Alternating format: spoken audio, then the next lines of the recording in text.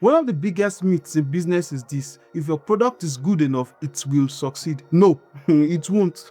If that were true, every brilliant startup would become Apple, every talented musician would become famous, and every LinkedIn influencer would actually be influential. The market doesn't reward quality alone, it rewards perceived value. And Supergirl is a perfect case study because by most accounts, Supergirl wasn't technically a bad film. The visuals looked impressive, the action was solid, the production quality was exactly what you would expect from a major Hollywood studio. Many believed it lacked a great villain and the scripting wasn't strong enough. But those two things are not enough to spell doom for the franchise. People just didn't like the movie, or maybe they did not want that specific movie. Now, Warner Bros. Will lose over $100 million, which raises an uncomfortable question. How can something expensive, professionally made, and technically competent still fail? Because quality isn't enough. It never has been. Businesses make this mistake. We built a great product. Congratulations. Did anyone ask for it? They are completely different questions. It's like inventing a better DVD player in the age of Netflix.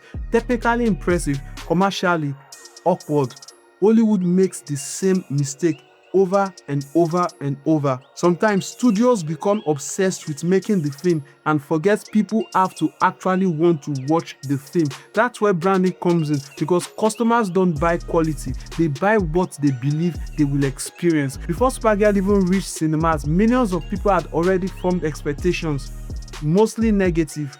That is branding. People don't buy products, they buy expectations. Think about it. Two restaurants serve identical food. One has queues outside, the other is empty. The difference isn't the food, it is what people believe before they sit down. That's why branding exists. It is why perception often beats reality. Businesses hate hearing that, mostly because perception can't be fixed with another board meeting. Now, does that mean quality doesn't matter? Of course not. Eventually, the product has to deliver. Word of mouth catches up with everyone, but quality only matters after someone decides to give you a chance. Branding gets people through the door, the product determines whether they come back. You need both. Hollywood sometimes behave as though one can replace the other. It can't, and in the case of Supergirl, the eventual product still flopped because those who had great hopes for the movie simply didn't get what they expected. Now, attention has turned to Christopher Nolan's The Odyssey. Nobody knows whether it will be another masterpiece. Nobody knows whether it will disappoint. Well, actually, most people are expecting it to disappoint. But everyone will be watching for the same reason. Will it prove that Hollywood is listening to audiences again? Or will it become another reminder that spending hundreds of millions doesn't guarantee people will buy a ticket? Well, time will tell.